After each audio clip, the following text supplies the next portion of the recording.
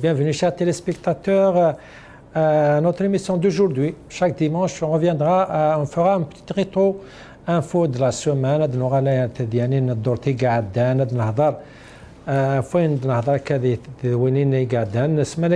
Bien sûr, ce sont 3 ans depuis l'indépendance. On parle d'une indépendance confisquée. On parle d'un fleuve, d'une indépendance volée, d'une indépendance manquée, d'une indépendance qui n'est pas complète, une indépendance de la terre, mais l'humain n'est pas indépendant, n'a pas été libéré. Ça, c'est une version de beaucoup de militants. De l'autre part, il y a beaucoup qui disent comme quoi l'Algérie de 62 n'est pas l'Algérie de 2025. L'Algérie de 2025, on voit une identité algérienne, une indépendance algérienne, une place parmi les nations du monde, une Algérie qui a son mot à dire entre les nations, une économie qui est quand même en chemin, sur un bon chemin, comme diraient beaucoup d'Algériens.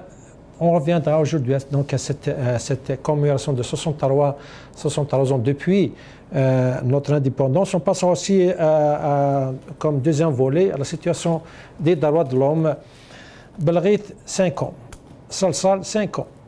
Un journaliste français, 6 ans. Beaucoup de militants qui sont toujours en prison. On attendait, on espérait peut-être que à l'occasion de 63e anniversaire de l'indépendance, on aurait une petite grâce présidentielle et voir ces militants sortir, revenir chez eux. Il y a aussi la grâce présidentielle qui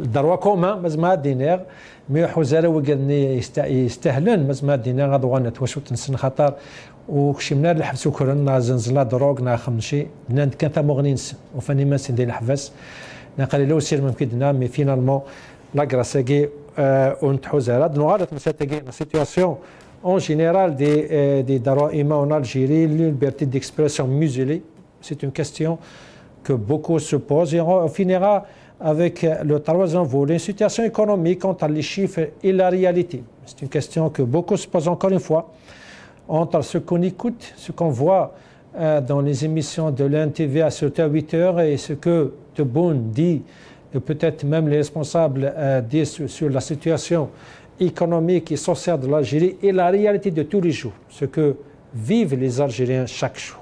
Ça, c'est les 3 volets à discuter avec nos invités d'aujourd'hui. Mohamed Amzian Rahmouna Tanoukidna, représentant de Réponse internationale des Landes. الزول السليم الزول في نفقونيك ماس قسوم ماس نصر وكذا ماس الياس نعطيني دا كله سيربريز وكذا الزول كي وقت التفاعل وقت التفاعل هاني نعطيني دا كله رحمون ما صار جودي الزول فلاك يا جماعه الزول سليم الزول محمد رحموني محمد يفكد كلش يفكد دوك اللي يسمعون لي زانفيتي دونك يعطيك الصحه عسامينك محمد يعطيك الصحه سليم ونشكر تزرة المغربيه وبيان سور نصر حبس لي زانفيتي لك سليم مكيدين محمد الياس جبيلي وكذا ماس جمال كسو عسامينك Lias Jbeili, Zouflak Agma, marhaba bik. Merci d'avoir accepté notre invitation. Militant politique, économiste et ingénieur à partir de Paris. Zoul Flak, Zoul Youma, Salim, Zoul tout le monde, merci pour l'invitation. À tous mes amis et à mes frères, Nasser Joudi, Mohamed Amzian et puis Monsieur Rahmoun et puis aussi notre ami Monsieur Jamal Gessoum. Et à vous aussi, Salim. Merci beaucoup, monsieur Satiksa. Bien sûr, notre ami Jamal Gessoum est avec nous, chercheur en sciences sociales à partir de Paris. Azouflak Gessoum, marhaba bik. Salam alaikum wa rahmatullah. Merci pour l'invitation. Le bonjour à tout le monde, bonjour à Amzian. Marani, je d'accord avec. ولكن نحضر معك. Elias, kif kif. Et en tout cas, le bonjour à tous les Algériens. Et j'espère qu'aujourd'hui, on va, je dirais, aller de l'avant et quitte à ne pas être d'accord, parce que l'idée, ça n'est pas forcément que l'on soit d'accord, mais discuter sur les points d'échauffement. En tout cas, c'est ce que j'espère aujourd'hui. Absolument, tout à fait. C'est ce que tous les Algériens espèrent. On va arriver à une Algérie où chaque Algérien doit s'exprimer, chaque Algérien doit accepter la vie de l'autre. Merci beaucoup, M. Djamal Gussoum, d'avoir accepté notre invitation. مثلا عديتوا الحر شو رمزوا 63 سنة سقوس ميدن بوني استقلال كما توكلنا. Écoutez-moi. Retournez chez vous. Qu'est-ce que vous voulez?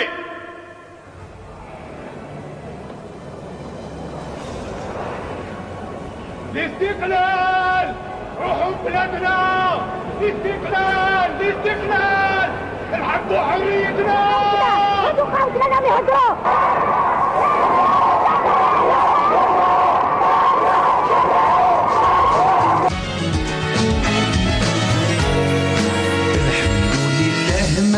بقى استعمار في بلادنا نكسر سيف الظلم في الحروب هالكوه الشجعان ضحت الرجال في الغيب والصحراء وجبالنا تحيا الجزائر حرة ويحيا والشبان تحيا الجزائر حرة رجال ونسوان تحيا الجزائر حرة رجال ونسوان.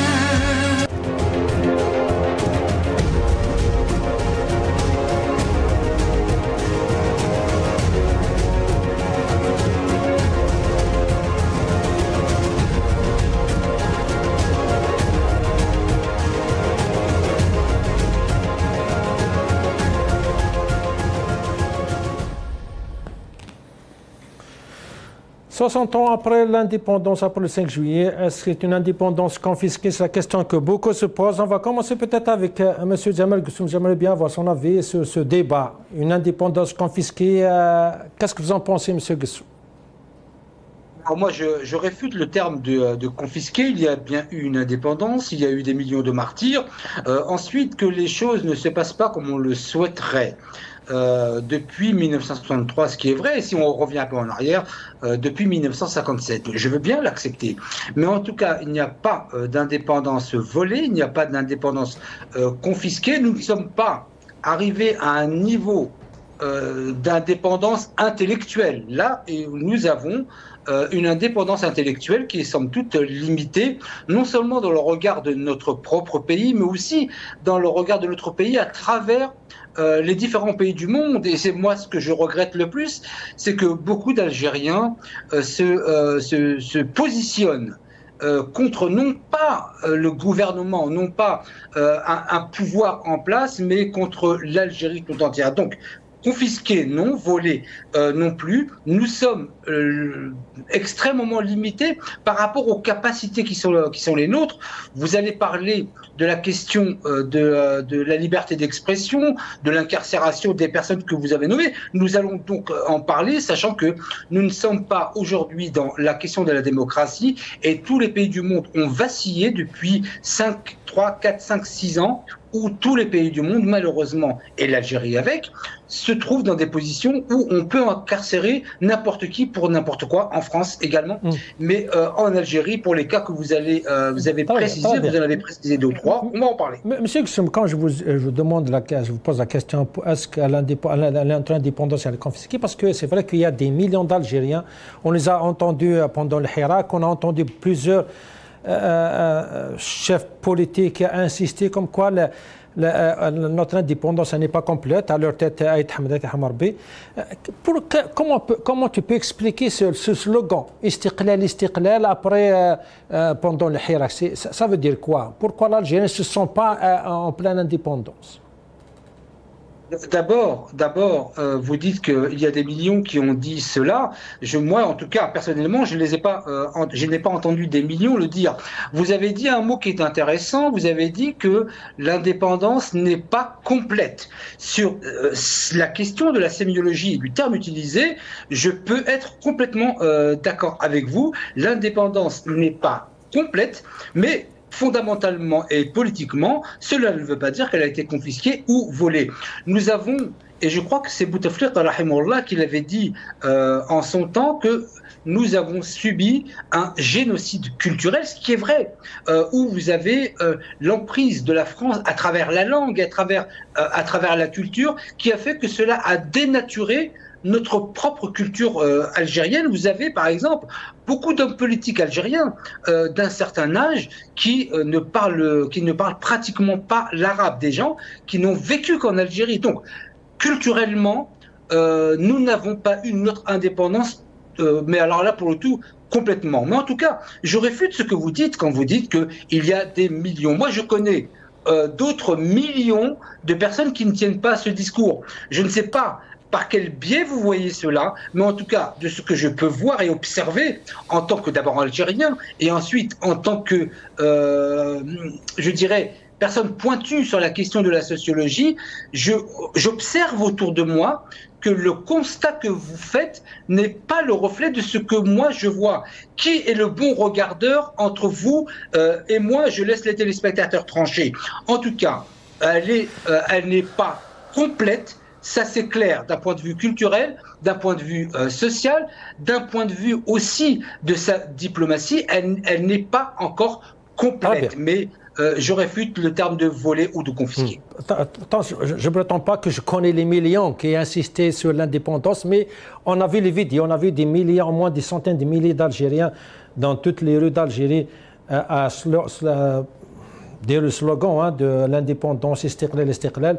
Mais pour dire comme quoi je les connais, moi, je ne les connais pas tous personnellement. Monsieur Lies Djebaili, je reviens à vous avec la même question. Pourquoi ce slogan? Pourquoi il y a des Algériens qui pensent ou qui sentent comme quoi ils n'ont pas cette indépendance complète ou confisquée, comme diraient d'autres. Mais avant, j'aimerais entendre quelques politiciens, Aïd Hamed, Ben Bella et d'autres, insister sur ce régime qui a réussi à prendre le pouvoir après 62. On va les écouter. L'armée est au service de la nation, c'est-à-dire qu'elle est sous l'autorité directe et absolue du gouvernement qui exprime la souveraineté nationale. Elle n'est pas la source du pouvoir selon l'idée simpliste qui confond force armée et origine du droit et du pouvoir. Cette origine ne peut être que le peuple. C'est là un principe de base de notre révolution et de toute démocratie. أعتقد أن تغيير الأشخاص مهما كانت مستوياتهم في المسؤولية أو استبدال رئيس الجمهورية برئيس آخر مع بقاء الحكم على هيكلته الحالية لا يغير شيء من واقع الجزائر. البحث الجدي في إعادة النظر في أسلوب حكم الجزائر وفي نظام حكم الجزائر منذ الاستقلال. الجزائر حصلت على استقلالها وإنما ما شيدتش الدولة المنتظرة، وإنما هناك زمرة من الجنرالات العسكريين والمخابرات هما اللي ماسكين زمام الأمور في الخفاء. Monsieur Lies Djebaili, qu'est-ce que vous en pensez? Écoutez, Salim, moi je rejoins les Aïd Hamed Allah yarhamoud et aussi tous les militants. Moi je dis, j'ai toujours dit, moi je suis constant dans ma façon de voir les choses. Nous ne sommes pas pour attaquer notre propre pays, loin de là.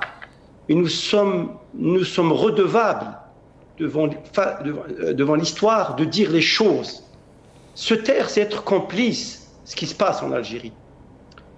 Soit le 5 juillet 62, pour moi, je le considère comme le rêve assassiné. Je l'ai toujours écrit, je le dis et j'assume ce que je dis.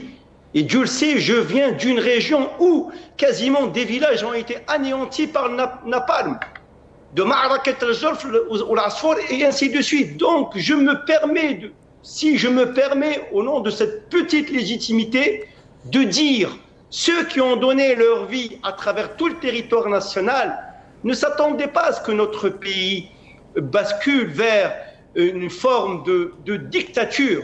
Oui, je le dis, il faut dire les choses. Quand on dit que les généraux ont pris le pouvoir, ça ne veut pas dire qu'on est contre notre armée. Chaque famille algérienne, du sud au nord, de l'est à l'ouest, ont un minimum, un membre de leur famille. Dans ma famille, j'ai des militaires. Le directeur de l'institution militaire médicale, c'était un cousin à moi. Le fondateur de l'école Cherchal était un cousin à moi, si vous ne le savez pas. Je le dis, j'assume. Le fondateur de l'école interne de Cherchal, je le dis, il est où le problème? Dans ma famille, il y a des militaires. Mais les militaires, c'est dans les casernes. Les militaires, de ne pas s'ingérer dans l'économie. Les militaires, de ne pas s'ingérer dans le social. Les militaires, de ne pas s'ingérer dans le politique. Les militaires, c'est leur prérogative, c'est la défense du territoire national. الدفاع عن حرمة التراب الوطني والشعب. Mais en dehors de ça, non. Elle est où cette démocratie? Il vient de le dire très justement. Vous n'allez pas me dire, c'est l'homme le plus intègre qui a refusé les reines et qui a dit non. Nous avons eu notre indépendance sur le plan territorial après tant de sacrifices, après tant de sang irrigué, après tant de familles endeuillées qui ont été endeuillées par le colonialisme. Mais le 5 juillet, c'est le rêve assassiné. Qu'est-ce qu'on a fait de notre indépendance? C'est ce qu'il faut chercher. Moi, je vois sur les réseaux sociaux, on met des images, on met des photos. Regardez, nous sommes restés nostalgiques de notre passé, alors que notre avenir, alors que le présent et l'avenir, il n'y a rien pour ce pays. Elle est où la démocratie? Pourquoi nous avons eu notre indépendance? C'est pour avoir notre liberté. C'est pour que toute citoyenne et tout citoyen algérien jouisse de sa liberté, vive dignement dans son propre pays. Vous savez, dans la constitution allemande, après la fin de la Seconde Guerre mondiale, les Allemands, ils ont compris qu'ils ont commis, je veux dire, l'irréparable. Qu'est-ce qu'ils ont fait dans la constitution? L'article 1, le Mad al-Oula, la dignité de l'humain. La dignité de l'humain. Notre dignité, elle est bafouée. Celui qui crée un poste et se trouve en prison, c'est ça. Nous ne sommes pas contre l'armée, au contraire. Nous soutenons notre armée. Mais nous sommes contre une caste de généraux qui a confisqué le pouvoir, qui a pris le pouvoir et qui ne voulait pas démocratiser le pays et qui a refusé toute alternance. Toute alternance. Vous savez, notre pays il est riche et potentiel, mais cessons de dire ça. Nous avons un potentiel humain extraordinaire. Nous avons des universitaires extraordinaires. L'université algérienne fournit plus de 60 femmes algériennes qui sont capables de guider ce pays vers le haut. Mais il y a toujours une brime. Je ne sais pas, comme il a dit tout à l'heure, un de nos vaillants moujahidines, c'est pas un changement homme contre homme. C'est la base de commandement, c'est la genèse de la gouvernance qu'il faut changer dans notre pays. En 1973, l'Algérie était quasiment plus développée que l'Espagne, le Portugal réunis et aussi la Corée du Sud. Regardez maintenant où on est. Est-ce que vous avez vu un pays qui se développe quand l'armée est derrière? Juste, je vous pose une question simple. Très bien, c'est très clair. L'idée est très claire. Reste avec moi, je reviens à vous s'il te plaît.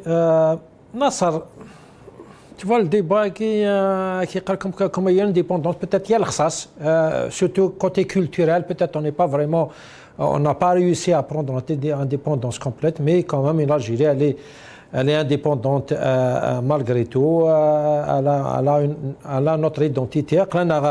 نسعاونا قال الجناس اساس اللي تبونا شدنا سورتو ابري 63 زوين قال لا كوميراسيون كي هضرت يظل اساس شدنا دوغالا وكنصر.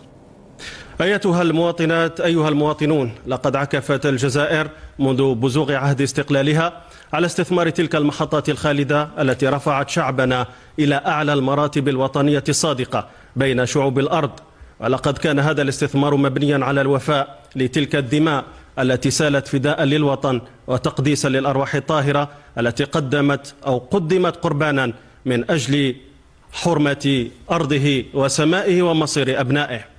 وإننا حين نقف عند هذه الذكريات المنيرة في سجل وطننا المجيد فهي تذكرنا بما قطعناه من أشواط على مسار تعزيز حصنتنا الوطنية من توثيق لأواصر الوحدة والمضي بخطى واثقة نحو بناء الدولة وتعزيز مؤسساتها وتكفل بحاضر شعبنا. بيان سور انا صار هضره في دابور في لا ليجيتيميتي ريفوليسيونير كوم كوا قرنا نتبع مشوار بمزوره تيسنات الجزائر تكزم مشوار مقران يعني تدمسين يعني لانديبوندونس نس وكذا ولا ما تبون بالك ماشي تيكر تمزوتين سلا ديسكور اما يا لاس كوا سي المام ديسكور. وي دوال الصحه سليم يعني je m'excuse auprès de notre ami Jamal Gessoum, il ne va pas comprendre mon intervention, mais je vais essayer aussi de parler. Peut-être il a appris un petit peu le kabyle depuis la semaine passée. Il m'a dit qu'il va faire des efforts en tous les cas. Voilà, donc je vais essayer de parler en deux langues à Salim. Mais bien sûr. Avant de revenir donc sur le message de Abdelmajid Tebboune à l'occasion de 63e année donc de l'indépendance de l'Algérie, moi je dirais que je suis entre notre ami Lies et Jamal Gessoum. Jamal Gessoum qui dit que l'indépendance elle est là, certes que si on commence à faire le bilan n'est pas malheureusement très positif pour beaucoup d'observateurs sur tous les domaines, qu'ils soient au niveau politique, qu'ils soient au niveau des droits de l'homme, des libertés et tout ça, ou qu'ils soient au niveau économique et social. Mais la question qui a été posée aussi par Lies Djubaili, notre ami Lies Djubaili, qui est très pertinente, c'est qu'en 63 ans, qu'est-ce qu'on a fait de notre indépendance? Une question qui est très, très importante à poser. Et c'est ça qui va un peu nous amener à faire l'analyse, si on peut dire, on n'est pas là pour critiquer juste pour critiquer, on n'est pas là parce qu'on n'aime pas notre pays, on est là parce qu'on aime notre pays, on le chérit, on veut que notre pays avance sur de bonnes bases. On ne va pas dire que notre pays va être l'exemple dans le monde, mais au moins, en 63 ans, on aurait pu faire de ce pays un pays très développé, un pays très ouvert par sa géographie, par son histoire, par cette révolution qui a marqué le monde entier. Malheureusement, on n'a pas pu donc développer ce pays. J'ai fait une émission Salim, pourquoi je dis ça? Parce que j'ai essayé donc avec un invité que je salue, lui demander comment peut-on décrire ces 63 ans après l'indépendance de notre pays, par rapport à la situation que traverse notre pays. Il m'a dit, je lui dis juste en 2-3 mots. Il a utilisé 2 mots. Et pour moi, ces 2 mots peuvent décrire un peu la situation que vit notre pays, mais aussi nous, en tant qu'Algériens. Il a parlé du gâchis et de la trahison. Du gâchis, pourquoi le gâchis? Parce que on a des immenses richesses. L'Algérie est un pays très riche par ce que le bon Dieu lui a donné sous la terre, très riche aussi par sa superficie, très riche par la position géographique. On est à la porte de l'Afrique, mais aussi à la porte de l'Europe. On a des côtes de 1600 kilomètres. 2 300 kilomètres carrés. C'est un pays, normalement, c'est une قوة ضاربة. On devrait être قوة ضاربة نصح سليم. Et quand il a parlé de trahison, pourquoi? Parce que depuis 62, malheureusement, on n'a pas pu construire un pays digne de son nom. On a trahi pour lui, donc pour cet invité, on a trahi donc la mémoire des chouhada, Rabbi yarhamhum. C'est grâce à leur sacrifice qu'on est arrivé à ce point-là, qu'on est arrivé à avoir donc un pays, une Algérie. Certes, quand le constat il n'est pas extraordinaire, mais il y a ce pays. ذوقي بغا غادي يعني سليم سمحيه نهضر كانش رابيدمون استقبايليت زرا بلي يعني تبغى نهضر ولاد انت يعني شويه استقبايليت استمازيغ الحال يعني ماشي الحال يوكي دايرين نبغى نهضر هضر فلاس نبغى ثمورتنا غاتيلي تقدم نبغى ثمورتنا غاتيلي تبوض اللي بغينس يوك ذي حريش يعني قاعدين تذمسا ليكونومي قاعدين اسرسي يعني لا بوليتيك ومتي لو سوسيال الجيري تسعى المقومات تسعى يعني ان بوبل كي اكستراوردينير نولا ذي الحراك كما كيدنا 2019 الشعب باقي لو كان استفقد ان انفيرونمون عند يزمر ادي السفر يعني الامكانيات ينس اتولد باللي الشعب قاعد يخدم المعجزات ومكيدينا كما غلياز ديال لي زاني 70 ثمورتنا ثلاي ديوث المكانه تبوض ريوث يعني ان نيفو دو في كي ديباسي لو بورتوغال اي كيلكو بيي كون ايتي ا نيفو ميم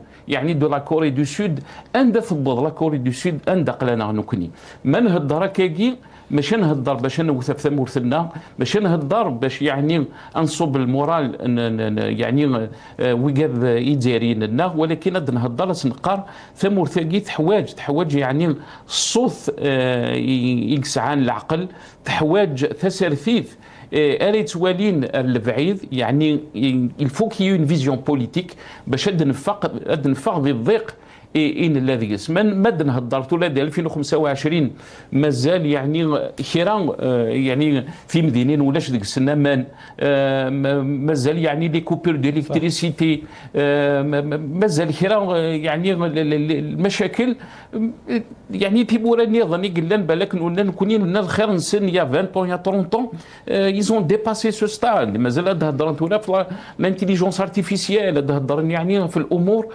يعني اكي غيظ الحال اي غار امك نبوض على الحاله ان الذيس طيب تلميذك نصر بس واحد مزيان رحمون توضل الديبا c'est grave يعني هو كيقال comme quoi quand on critique une situation c'est pas parce qu'on déteste l'Algérie comme l'IS et Nasser ont si bien dit parce qu'on aime l'Algérie on essaie de la critiquer parce qu'on aimerait qu'elle soit en bien meilleure position. Maintenant, ces derniers jours, on a commencé à entendre quelques voix, on commence les voix qui commencent à se délier. Rahabi, Louis Ahnour, Makri et Djilali Sofiane, c'est des personnalités peut-être ils ont suivi le parcours du pouvoir, la feuille de route du pouvoir, mais ils ont fini par faire une critique, une situation alarmante. J'aimerais bien entendre Djilali Sofiane, il a fait un petit bilan, si je peux dire, de 62 jusqu'à aujourd'hui. J'aimerais bien voir ce qu'il avait dit, puis je reviens à toi, monsieur Raham. De 1962 à nos jours, le tableau général des bilans est devenu clair. Délégitimer le système politique, la désintégration des institutions politiques, Parlement, Conseil d'État, municipalités, et leur incapacité à influencer sur la société, l'isolement de l'establishment militaire, ainsi que son manque d'implication dans l'avenir politique de l'État, concentration absolue des pouvoirs politiques, exécutifs, législatifs, judiciaires, économique et médiatique entre les mains d'un groupe restreint autour du président de la République. Suppression systématique de toute forme d'opposition dans tous les secteurs. Fermeture complète de la vie politique et médiatique. Ralentissement ou étouffement de l'activité économique. Une concession dangereuse et inconstitutionnelle des richesses minières du pays, ratifiée par une Assemblée populaire nationale soumise à des ordonnances qui portent atteinte à la souveraineté nationale et dont les objectifs sont pour le moins hautement suspects. Généralisation de la corruption.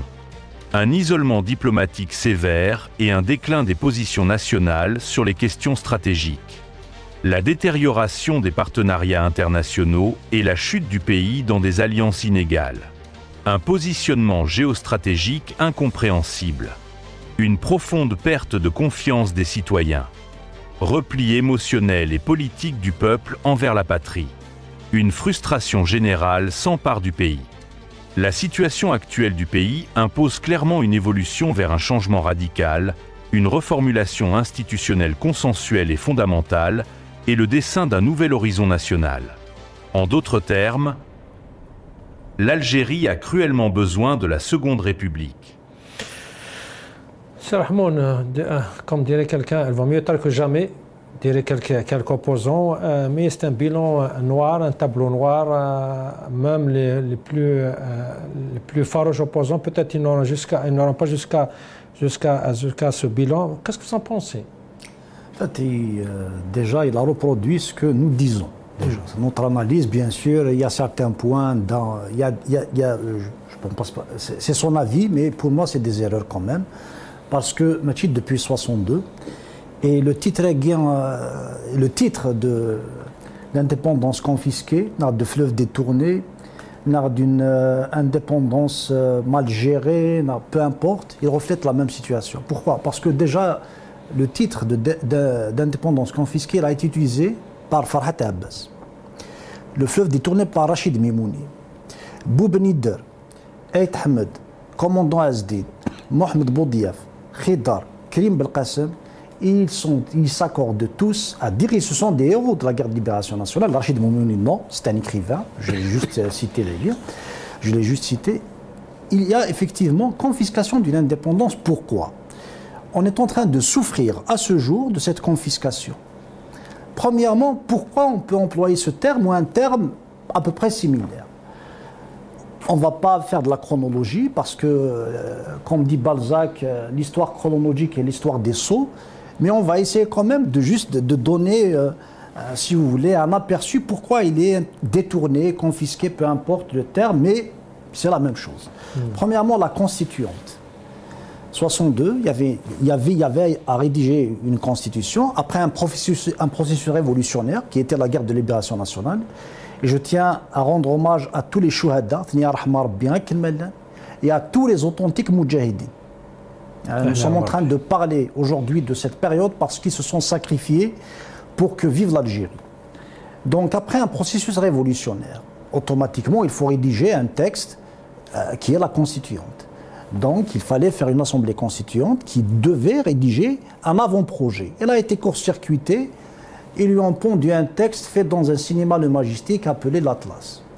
Il ne faut pas s'en étonner, parce que le 22 juillet 1962, un certain Ben Bella vous dit que le bureau politique, c'est moi. Il ne faut pas s'en étonner que la même personne considère que la guerre de libération, enfin, la guerre souffrait d'une méningite cérébrale. Il n'y avait pas de direction. Alors si on prend déjà l'appel de novembre 54, qu'on ne peut pas dissocier du 5 juillet 1962, le but de l'indépendance nationale par la restauration de l'État souverain, démocratique et social dans le cadre des principes islamiques n'implique pas une théocratie, chose confirmée par le Congrès de la Soumane, et le respect de toutes les libertés fondamentales, sans distinction de race ni de confession. L'Algérie de 2025, les libertés fondamentales ne sont pas respectées, les minorités chrétiennes ne sont pas respectées. Et encore, le Congrès de la Soumane a été encore court-circuité. Et encore, l'architecte de la guerre de libération, l'architecte du Congrès de la Soumane, pardon, Ben Ramlan, a été assassiné par ses frères d'armes. La crise identitaire a commencé pendant la guerre de libération nationale par la crise de 1949 et l'assassinat des berbéristes et maziristes. Et nous avons vécu ce problème après l'indépendance. Tout ce que nous sommes en train de souffrir aujourd'hui, c'est les conséquences de ce qui a été vécu.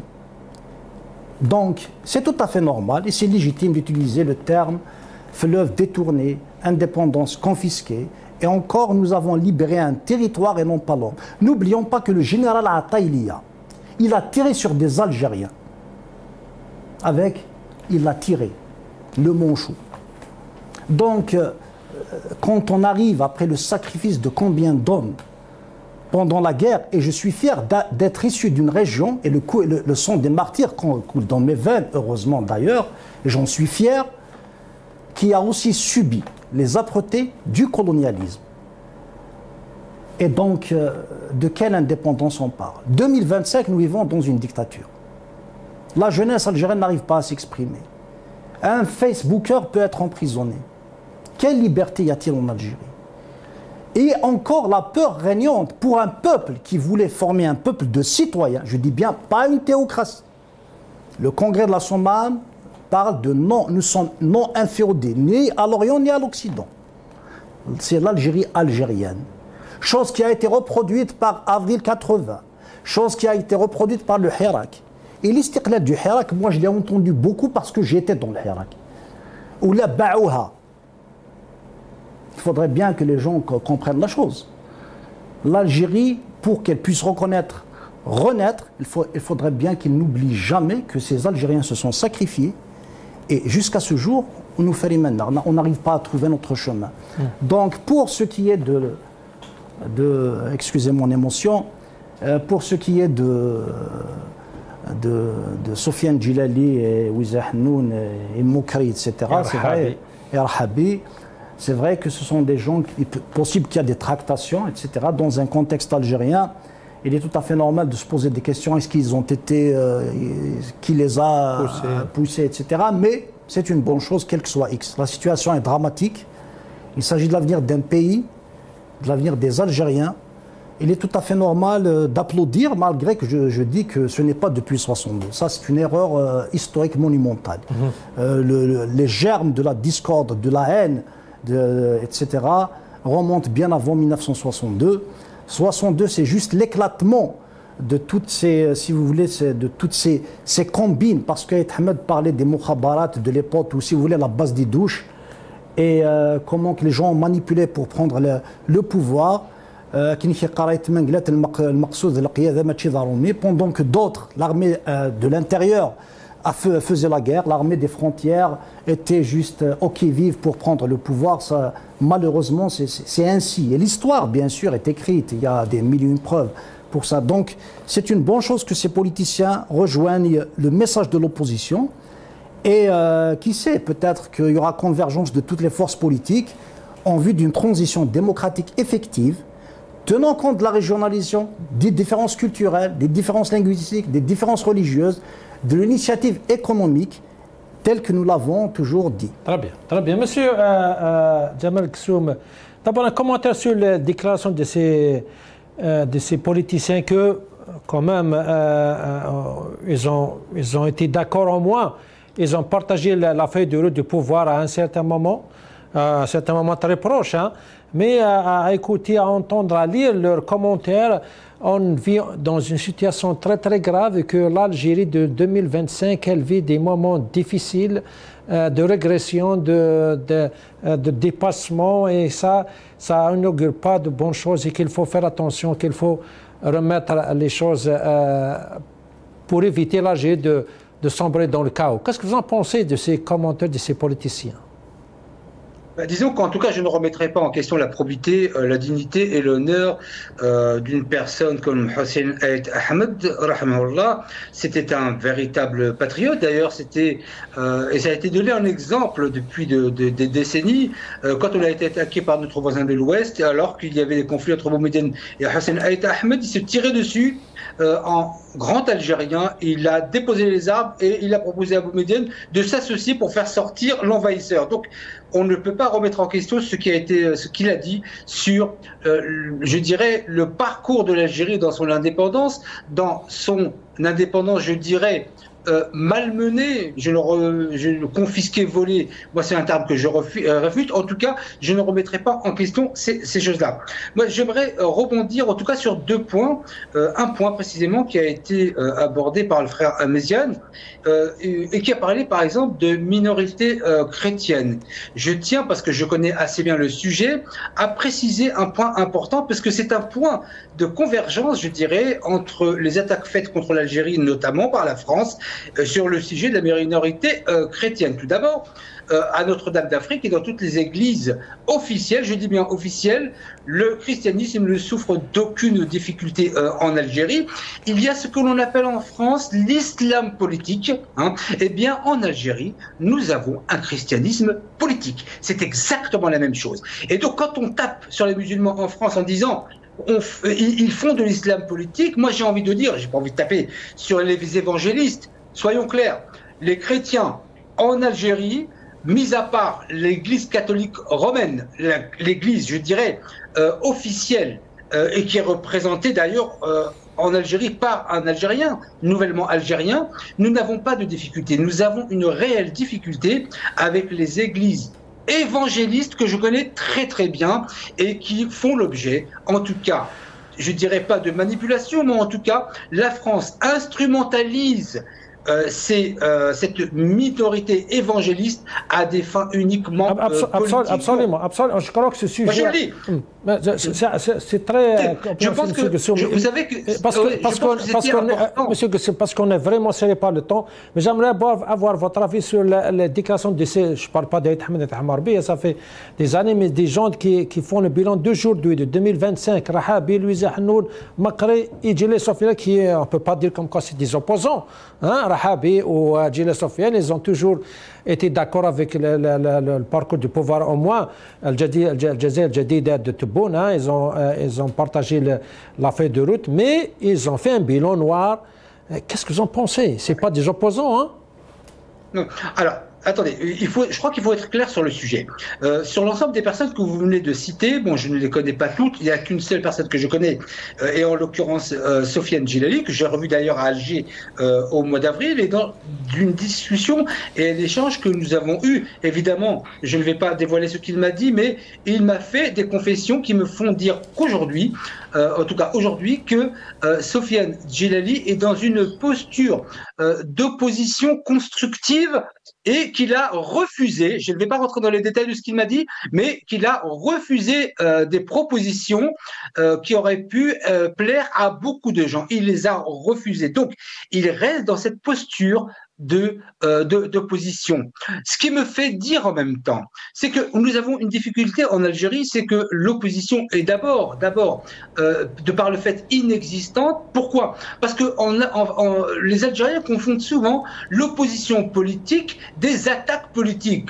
L'opposition politique, je tiens à préciser que c'est une personne, un homme, une femme, qui a un projet alternatif, qui fait des propositions, qui, en tout cas, pourrait créer des conditions pour être une alternative au pouvoir en place. Or, moi, ce que je constate depuis des années, c'est que tous ceux qui se déclarent opposants ne sont que dans l'invective et les attaques. Je ne voudrais pas blesser Lies ou le frère Hamzian, mais j'ai envie aussi de leur dire en même temps, et à l'ensemble des gens qui participent en général sur vos plateaux, c'est que je leur pose une question très simple. Depuis que je les connais, moi, Hamzian, mais beaucoup plus Ilyes et d'autres vos invités, comment se fait-il que je n'ai jamais, en 4 ans que j'interviens sur le Maralébia, une personne dire au moins une chose de bien sur l'État algérien? L'État aurait pu se tromper. On va dire qu'il est mauvais noir à 99%. Il n'y a pas